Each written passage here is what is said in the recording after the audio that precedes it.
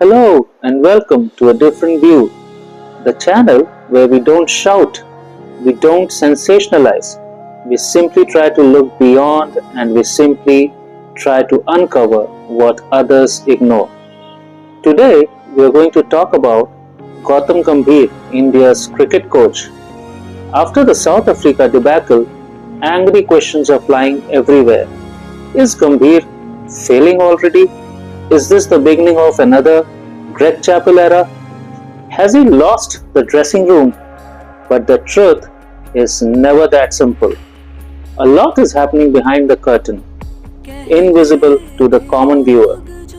Let's decode all of it calmly, truthfully, and most importantly, differently. South Africa's recent series in India was supposed to be routine dominance for Indian cricket. But what happened was just the opposite. Confused batting, defensive bowling, tactical misreads, and a team that looked mentally scattered. The easy blame goes to Gambhir. But what's not visible is this. India is going through a transition phase. Aging stars, new players is still finding rhythm, unstable opening combinations, mid-order experiments. These pressure-cooked situations were waiting to explode. Any coach, whether it was Gambhir, Shastri or even Dravid, would have struggled in this mess. No team can reset overnight. Gambhir took over at a time when India was emotionally drained after high-intensity ICC tournaments. Fatigue, both mental and physical, was invisible but real. Gambhir, the player, was calm aggression. Gambhir, the coach, is still evolving, and that evolution is happening live under extreme scrutiny. Gautam Gambhir isn't a lightweight stepping into coaching. He helped create champion cultures at KKR and LSG. Both teams saw mental discipline, consistency, and fearlessness under him. Something Indian cricket needs right now. He was part of India's biggest victories: 2007 T20 World Cup, 2011 ODI World Cup, both finals. Gambhir was India's anchor in crisis. He understands handling pressure better than most. He is pushing Indian cricket towards accountability, fitness first, fearless approach and depth building. These don't make headlines immediately, but they shape champions eventually. Gambhir's biggest conflict is between old India versus new India.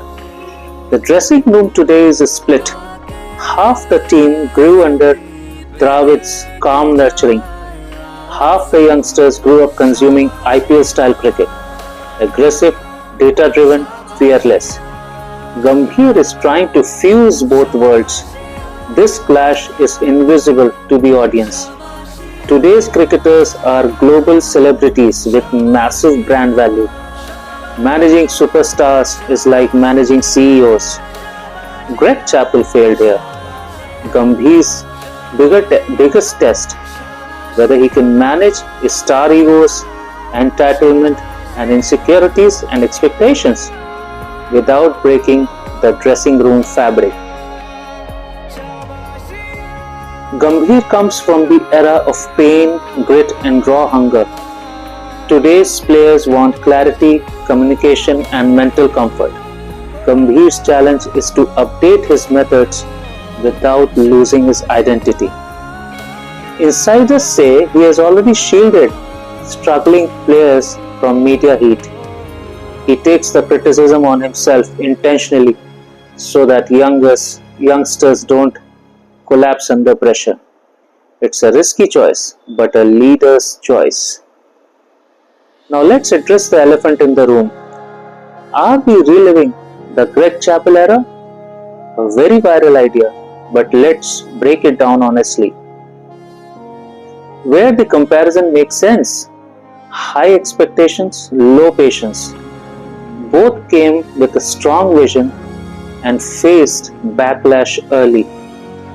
Personality-driven leadership. Chappell believed in psychological pressure. Gambhir believes in mental intensity. Both are strong personalities. Early turbulence. Chappell's first year was messy. So is Gambhir's. Where the comparison is completely wrong. Gambhir understands Indian cricket emotionally. Chappell came as an outsider. Gambhir is Indian cricketer. He knows its culture, its heartbeat, its pressure. Chappell lost the dressing room. With Gambhir, disagreements exist in the dressing room, but not rebellion. Chappell divided players. Gambhir is trying to unify them.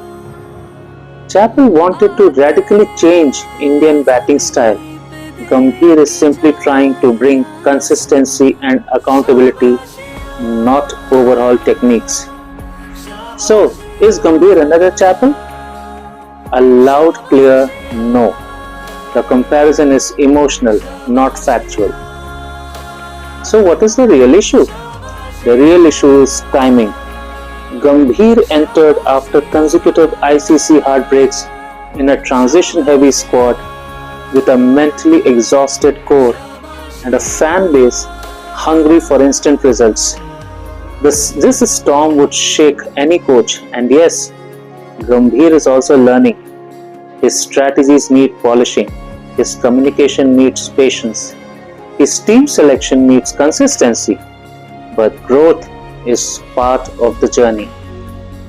So what is the road ahead? What now? Let him build his team identity. Every successful coach, John Wright, Kirsten, Shastri, got 2 to 3 years to shape the team. We need to give stability to the dressing room. Constant change kills confidence. Allow players and coach to sync philosophies, and this takes time. Even Locke, Guardiola, Ferguson needed years. Indian cricket needs long-term, not knee-jerk decisions. History proves it. Patience beats panic. Cricket isn't YouTube. We cannot click skip ad and jump to the happy ending. Gautam Gambhir is not perfect, but he is passionate, patriotic, and mentally the strongest man you could put in that dressing room. He has failed before, he has risen before, and every time India counted him out, he delivered when it mattered the most. Maybe this South Africa loss is not the beginning of the end. Maybe it is the beginning of a new blueprint, a new hunger, a new identity. And at a different view, we believe this. Judge Gambhir not by his lows, but by what he builds after them. Because sometimes the most beautiful chapters start after the most painful failures. So what's your thoughts on this? Is Gambhir the right man for the job? Is this a long-term project? Or is history repeating itself? Comment below. Let's have an honest, respectful debate. Jai Hind.